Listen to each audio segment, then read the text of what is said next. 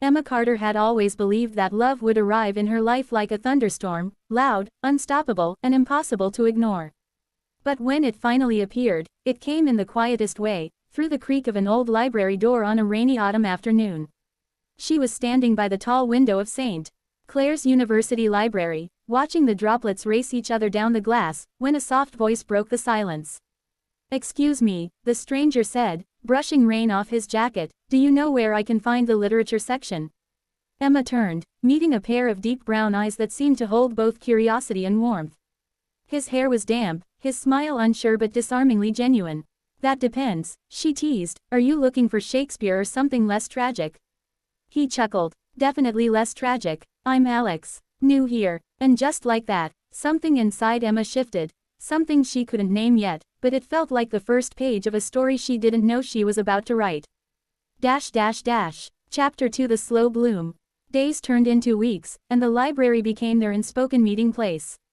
Emma discovered that Alex was studying architecture, drawn to designs that told stories of time and resilience. "Buildings are like people," he once explained, sketching in his notebook. "They carry scars, but those scars make them beautiful." Emma, who was a literature major, loved the way his words blended with her love for stories. They began studying together, sharing late-night coffee, and walking home under the orange glow of street lamps.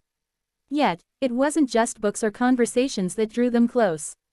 It was the way Alex listened when Emma spoke about her dreams of becoming a writer, the way his eyes lit up when she laughed, and the way their silences felt comfortable, like a shared heartbeat. Chapter 3: The First Confession. One evening, after weeks of stolen glances and almost confessions, Alex found the courage to speak. They were sitting by the riverbank, the moonlight painting ripples of silver on the water.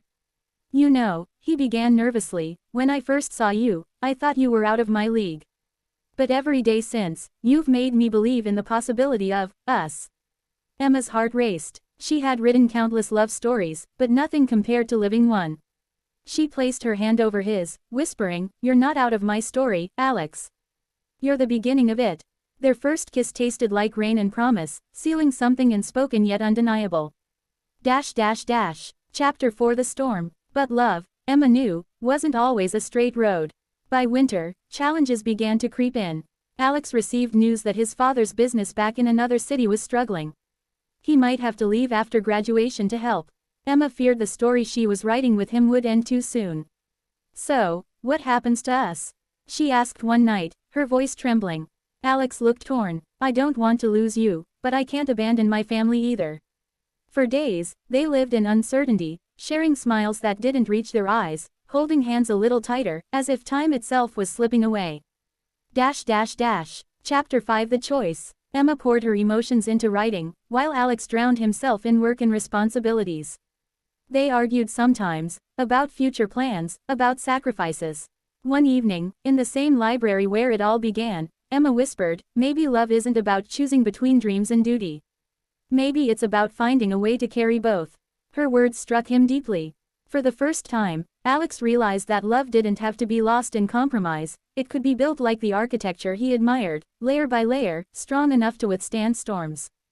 Chapter 6: The Reunion. Months later, when graduation day arrived, Emma stood in her gown, unsure if Alex would still be by her side. But as the ceremony ended, she felt a familiar warmth beside her. Alex held her hand tightly, his eyes shining. "I spoke to my family," he said softly. "They told me to follow my heart. And my heart is with you."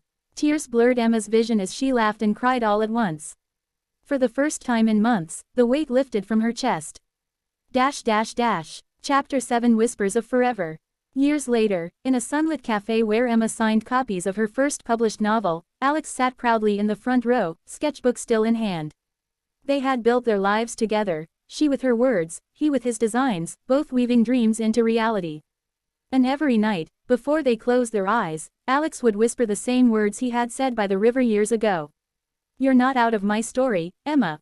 You are my story." And Emma knew, with every beat of her heart, that love wasn't just about beginnings. It was about